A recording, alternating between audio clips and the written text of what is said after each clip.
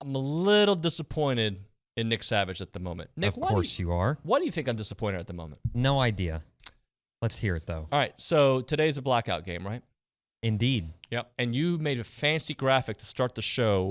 I know what you're about to say. You're What am about I to about say to say? something about the rewind poster. How come the rewind poster isn't black? You know why? Why? Because I'll show you after you come back here. No. And it I just want an just explanation. didn't look good, David. It didn't work. Oh, so you did try. I tried. Yeah, of course I did. Okay. You should watch the rewind, and you'll see the overlay. Maybe that's blacked out. I don't know. Can you show me what it looks like as we're talking live, or is that not allowed? That would be kind of impossible. Okay, I just wanted to know. All right, well then I stand corrected, Nick. See, I'm not against admitting fault. You know what did I do wrong? You're implying that I did something wrong. I didn't do anything wrong. Yeah, your tone. That's what you did wrong. Okay. You didn't answer the door for Richard Zane earlier. I was about to call him Richard Savage. Well, I think, weird. I think you put too much pressure on him, David.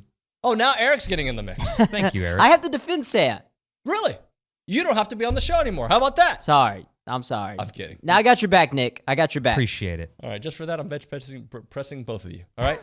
On the show today, I don't know. I think maybe the headliner was the Hall of Famer. What do you think? Charean Williams? She was great. Anybody thoughts? Anyone? I think Sam Adams. Yeah, did I a thought great job. Charean was great. So you're telling me Charean wasn't great? Or are you just saying they were both great? I'm saying they're both great. All our guests were great. You're breathing. Oh, by the way, I'll tell you when we do the outro, I'll tell you something that I heard this weekend.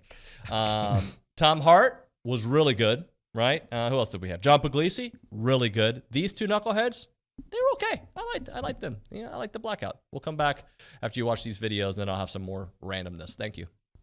What are you hearing about Max Duggan, the TCU quarterback going in the draft? I know he has mentioned some people are going to like him, some people aren't. What do you see as his NFL future? Yeah, he's going to be a third-day draft pick. He's not. That means fourth round on, 4th to 7th round, somewhere in there. And I do think somebody will be intrigued by him and what he did this season for the Horned Frogs. It was very impressive. So he could be like a Brock Purdy. And, if you go that low and you're drafted, or Dak Prescott for that matter, if you're drafted that low, normally you go to a better team like Dak Prescott did, like Brock Purdy did, and then injuries happened, and they both got a chance to play as rookies and showed what they could do. So he's going to have a chance and probably go to a better team than he otherwise would have.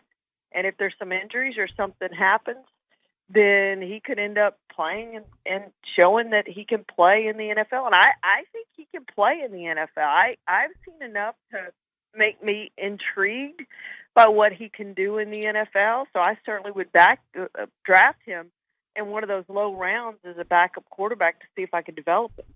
But let's talk about how big of a game it is with what's ahead and what's at stake. So we know tonight's a big deal because A&M's in second place trying to catch Alabama. But regardless of what happens today, there's still 3 other games they got to take care of too. Yeah, I mean, that's the really, I think, important thing here to think about is you're really talking about 4 games left and finishing the regular season on a high note going into SEC tournament play, right? And knowing that your last game of the year is against Bama. Your last regular season game is at home against Alabama. Knowing that that's on the horizon, I think these next 3 games are probably even more important than any other games we've had. And again, I say this because I think it matters. Obviously, A&M wants to win this game, David, but they need this game to be, if they were to lose, they need this game to be close. They need to keep showing people that they belong in these conversations, because that's what during Selection Sunday, during the conference tournaments, that's what people are talking about is, do these people belong in this discussion for potentially higher level seeds? And if you win a game like Tennessee, who I know they didn't play well against Kentucky, but they're 1 game removed from beating Bama.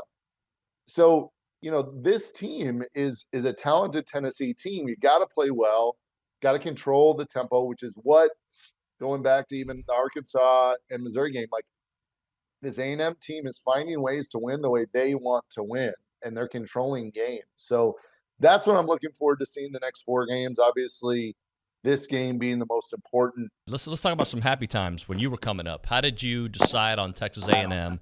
What was the deciding factor that said that was going to be home to me? Because if I remember correctly, weren't you considering going to the school not too far down the road?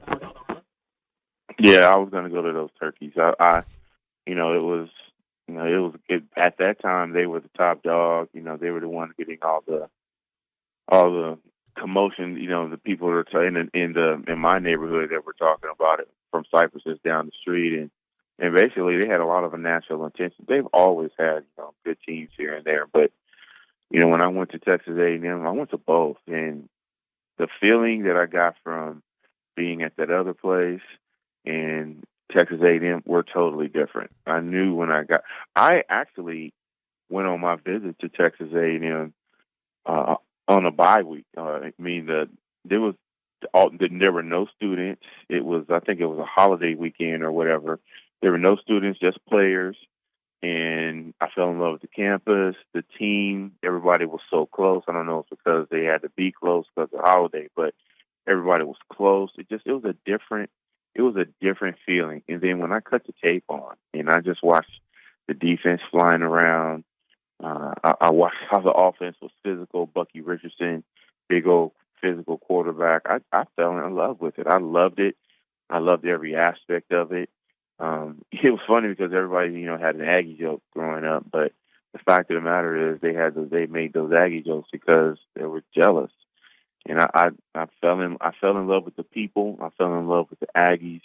The campus was, obviously the campus is nice and the dorms were special and the program is special, but it's just the people. The people make it special, and you want to belong and be a part of that. And you don't get that anywhere else, especially that other place. They're kind of cold, and I think they're full of themselves, and it's just I just don't like being around them. How many teams do you think actually do end up getting in? And is it still the traditional 6 that we've seen over the last few years? I mean, or do you see less? I think Lunardi this morning, I believe, has 8, and okay. That includes Mississippi State as one of the last 4 in. They've got a big game on the road at Missouri tonight. Because they're on the bubble, a quad 1 win for Mississippi State would be huge. But I don't think it kills them if they lose that game. They're just going to have to find some wins down the road and maybe even in Nashville to feel good on Selection Sunday. College basketball is weird this year. The ACC is terrible, especially the bottom 2/3 of that league. I think they have, if I'm not mistaken, 4 teams in the ACC that still don't have a quad 1 win. That's really bad. The bottom of the SEC has proven Florida's a little bit different now without Castleton, but they can compete on any given night. And I think the top, especially with Alabama, they're going to get a 1 seed. I think generally speaking, I think it's an average SEC season that we'll look upon differently at the end of the road based on postseason success. And given the hard-scrabble, tough-nosed defense that this league plays, that could be a recipe for success come March Madness. All right, Eric and Nick, I'll tell you a little story. So on Twitter this weekend, somebody sent me a message saying, hey, I love the rewind, but can we stop doing the intros? And can we make them longer? And I'm thinking to myself, buddy, no. But I'll ask the people out there, comment below. Do you like these ridiculous intros and outros? Or do you hate them? Do you just give me the information, bro? What do you think, Nick? Do you think the intros Didn't and you outros? get a text saying that they like the intros and outros? No, it said they No, I know, but in the past, haven't you gotten them that have said they like the intros and outros? I don't remember. I want somebody to comment below and tell me.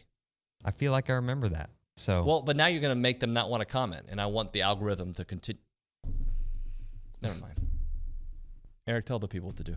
Like, comment, subscribe, share with your friends. Turn the notification bell on so you don't miss a thing. And most of all, pack read tonight. We'll see you. See ya. Thanks for watching.